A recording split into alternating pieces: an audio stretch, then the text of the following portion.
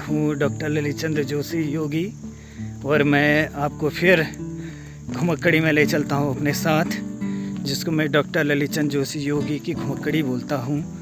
और अक्सर आप मेरे इस चैनल के माध्यम से देखते होंगे कि मैं जंगलों की यात्रा करना पसंद करता हूँ और ये यात्राएं मेरी गाड़ी में नहीं बल्कि पैदल होती हैं और मैं 20 से 22 किलोमीटर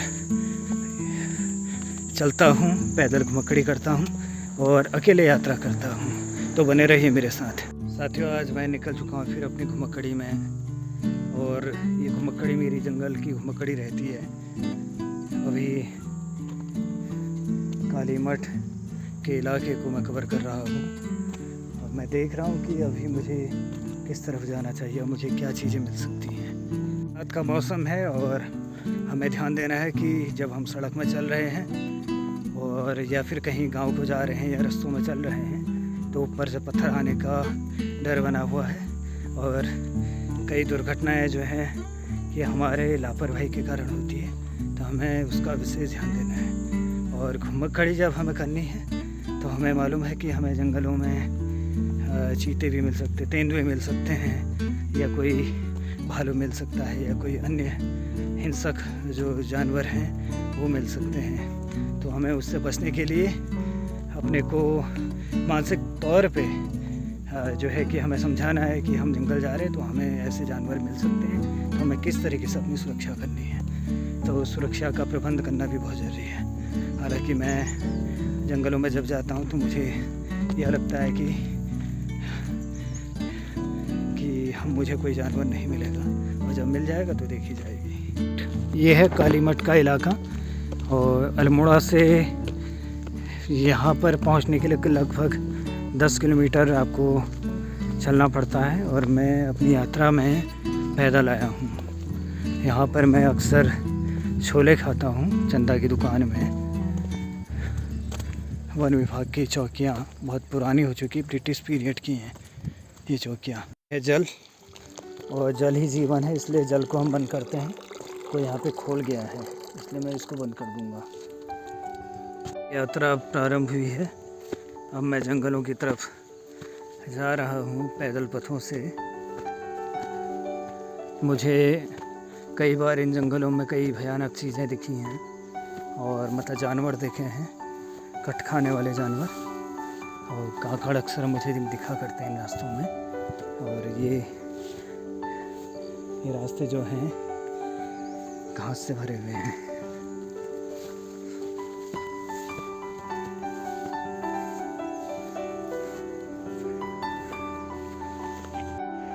ये रास्ते हैं,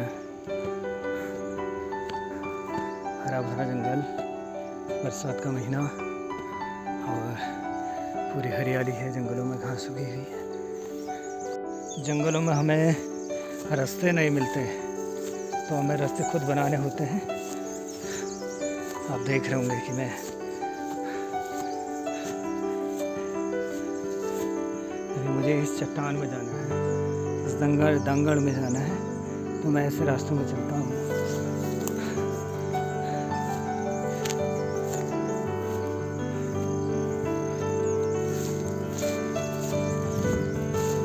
ये रास्ते जो हैं बड़े खूबसूरत हैं, हमें बनाने चाहिए। और मुझे घुमक्कड़ी में पत्थरों पर निशान खोजने हैं, तो आज मुझे मिले भी या ना मिले, मैं इसको देखूंगा कि मुझे मिलता है या नहीं।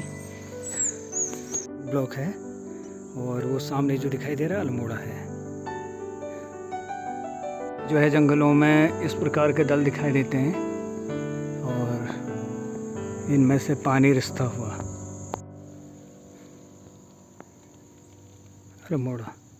ये जंगल में इस प्रकार की जगह दिखती है, बहुत शानदार जगह।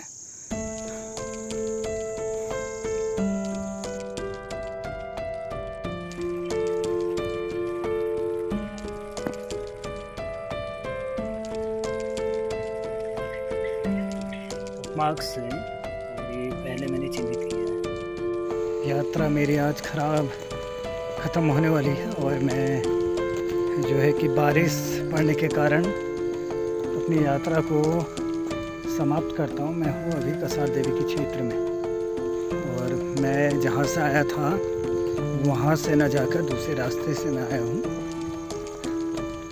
बारिश का बड़ा अच्छा मौसम है, आप देख रहे होंगे कि बारिश पड़ रही है। ये रास्ते जो पहाड़ का आनंद है, पहाड़ का जो सौंदर्य है, पहाड़ की जो गाथाएं हैं उनको व्यक्त करती हैं। और इन पहाड़ी रास्तों पर, इन पैदल पथों पर और इन सड़क मार्गों पर मैं अक्सर घुमा करता हूँ। मैं यात्राएं करता हूँ, घुमक्कड़ी करता हूँ, ये जंगल देखता हूँ। जंगलों में तरह तरह की चिड़ियों की आवाज़ें सुनता हूँ, जानवरों की आवाज़ें सुनता हूँ।